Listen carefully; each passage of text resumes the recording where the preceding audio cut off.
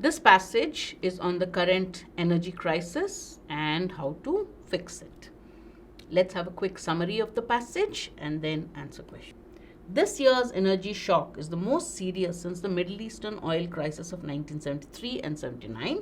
It promises to inflict short-term pain and in the longer term transform the energy industry.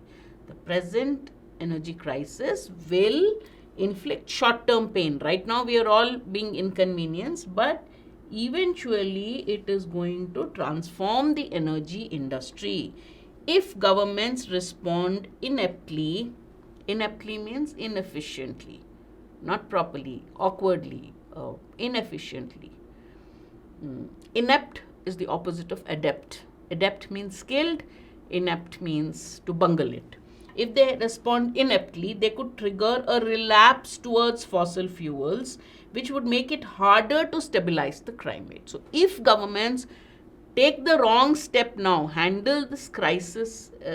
don't handle this crisis properly, we may have to revert, a relapse. There may be a relapse to the use of fossil fuels and make it harder to stabilize the climate. Instead, they must follow a perilous path, perilous, dangerous. So, that is not the way to do it.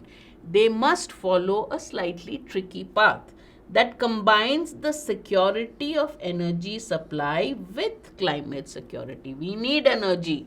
We need a secure energy supply. At the same time, we also cannot damage our climate further. So we need governments, nations should follow the tricky path of combining a steady, stable energy, secure energy supply with climate security. Everywhere. This is the first paragraph having a lot of important points which gives us a clue to the rest of the passage. This is what he's going to talk about. Everywhere there are shortages and fragility. Energy shocks can become political catastrophes. A third of the rich world's inflation is of 8% is explained by soaring fuel and power costs. So everywhere you see there are problems. Energy shocks can lead to political catastrophe, political disasters. The rich world is going through inflation, and a third of that is due to soaring energy fuel prices and power cuts. Households struggling to pay bills are angry. Now, this is as far as nations as a whole are concerned. At the level of people, households are struggling to pay bills. And so they are angry. So the anger of the common man is leading to policies aimed at insulating them, protecting them, and boosting fossil fuel production, however dirty. So this is what nations are doing. Energy costs are going up. Fuel costs are going up. People, the common man is being affected. He is angry. Why should I pay more? I'm struggling to make ends meet.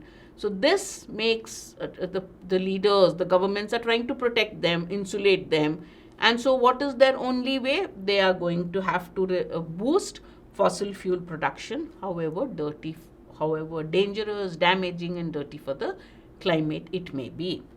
Mr. Biden, who came to power promising a green revolution, plans to suspend petrol taxes and visit Saudi Arabia to ask it to pump more oil. This is what America is going to do.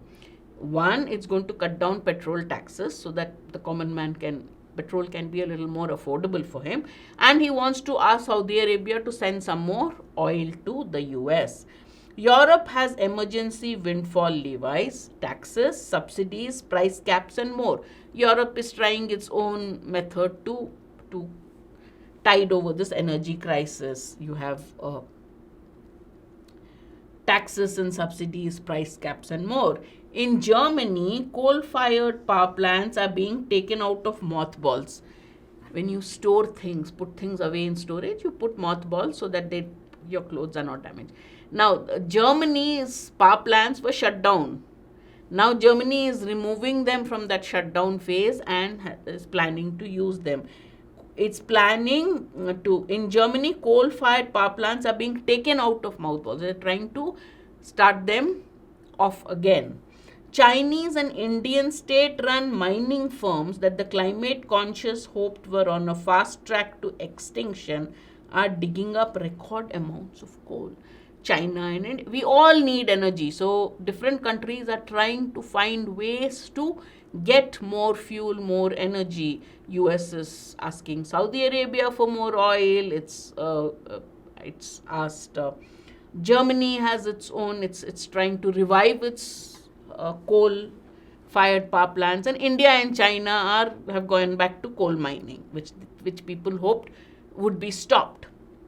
Okay, this improvised chaos is potentially dangerous. All this the author calls improvised chaos.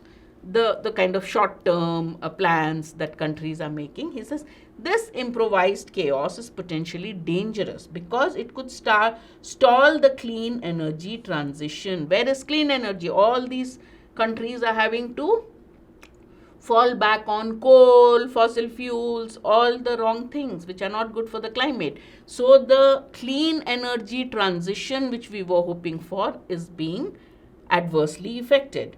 Public handouts and tax breaks for fossil fuels will be hard to withdraw. Once you start giving people fossil fuel handouts, means at a cheap or rate, handout is actually free. So when you start giving public fossil fuels and tax breaks for fossil fuels, subsidies on fossil fuels, you'll find it difficult to take it back again. So author obviously is saying, don't start that off. This is going to be dangerous for the clean energy transition. Dirty new power plants and oil and gas fields with 30 to 40 year lifespans would give their owners